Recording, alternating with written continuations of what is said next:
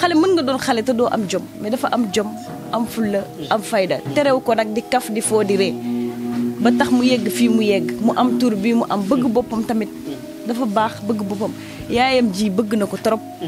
moo ko mu dégg encore une fois moom leer na ko Lamine bëgg na ko waaye man mën naa ko seedal que Lamine dalaa bëgg lool Lamine ci xolam la def Lamine amoon na yéene gu rëy ci yow waaye incha allahu rabbi yàlla di la mottali lépp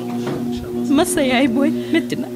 ndeysaan aduna def yaaya booy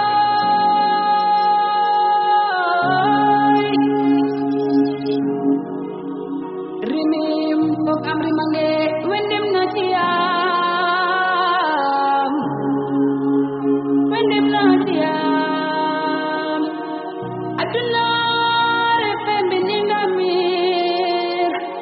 tey bigir den moju am kele ma ko fino ore kayon ara khoda Lamine nit ku baax nit ku bëgg nit démb maa ngi sama nekk ci kaw j'étais même pas au courant que Lamine il est décédé en fait dama jékki-jékki manager sama benn label théâtre woo ma mu ne ma dañ ma yónnee photo Lamine ma gis ñu ne dafa décédé ma ne ko bon loolu mënul nekk en fait attends xaaral ma wàcc dem connecté wu ma xool est-ce que c'est vrai ou pas ci laa wàcce directement ma dugg ci WhatsApp fekk sama nomination bi ci Only Woman mu ngi voté ba naan ma j'ai voté ma vie ba ma répondre ko nekk merci beaucoup félicitation bi ma yónnee après ba ma amee trophée bi démb laa koy doo ko gis bañ ma ne Lamine dafa gaañ ci laa dem dugg di xool pour woo ko fekk yónnee na ma ab félicitation je sais pas si laa xool défilé gis benn statut ñu def ko ci après bëgguma wax en fait bëgguma wax en premier je m'étais dit attends je vais regarder si c'est vrai balaa may wax quoi que ce soit ci laa xool ma laajte statut boobu ma ne ko est-ce que c'est vrai kooku ne ma oui c'est vrai après ci laa woowaat ki ma woo ma ne ko carrément c'est ça après carrément c'est ça mbébét yu rëy ci yaayam ji toog macha allah maa ngi la koy jaale yaay booy amoon na mbébét bu rëy ci yaayam boo duggee compte TikTok am sax da ngay gis benn vidéo bu mu fa def di wéyal yaayam mi naan daf ko bëgg macha allah yaayam amoon yaakaar ci moom nit ku ko gis da koy bëgg macha allah mënoo koo gis nga bañ ko mënul nekk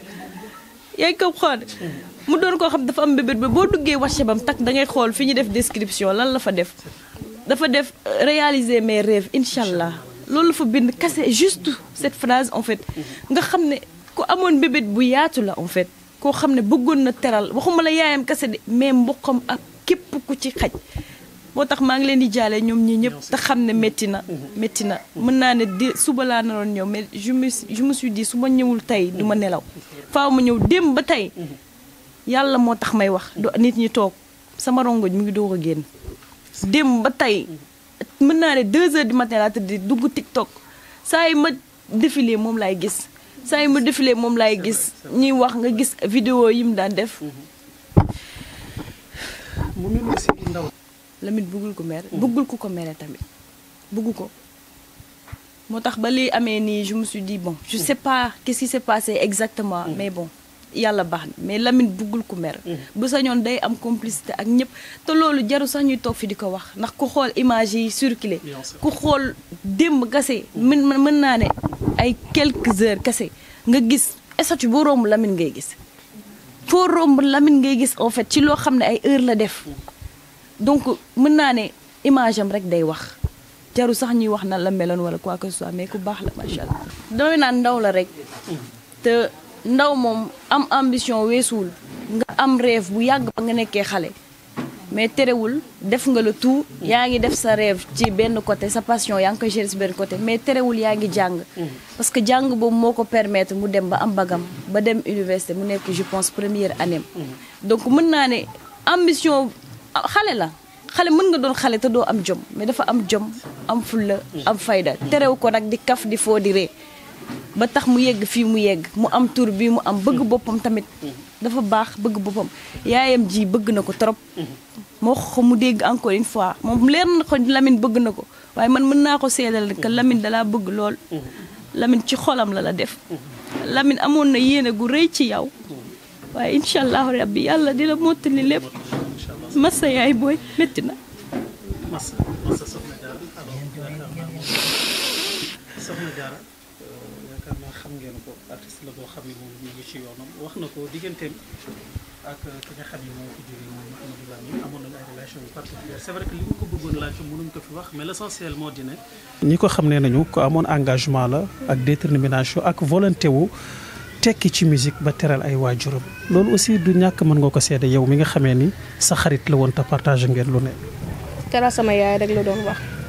teral sama yaay rek laa bëgg tekki ci musique ba teral sama yaay loolu rek la doon wax mooy gëm-gëm bu mu am ci musique dafa am gëm-gëm gëm ni moom dafa war a tekki te tey jii on sait jamais daal mais. yàlla na ko yàlla yërëm nañ ko ñaanal rek ay ñaan rek moo fi des mu toll nii nañ ko ñaanal. li ñu wax version yi bari na am na ñu doon wax au début ni dañ ko agressé par la suite ñu ne xëy na dafa am ku karaye ak yu demee noonu loolu en tant que xarit certes du ñàkk aussi am loo xam ne mën nga ñu ko ci wax un petit peu. même ñun ba léegi amuñu lu ci leer ba léegi amuñu ci ñun daal luñ ci am mooy Lamine dee na lu ko rey dafa am ku mu doon joteel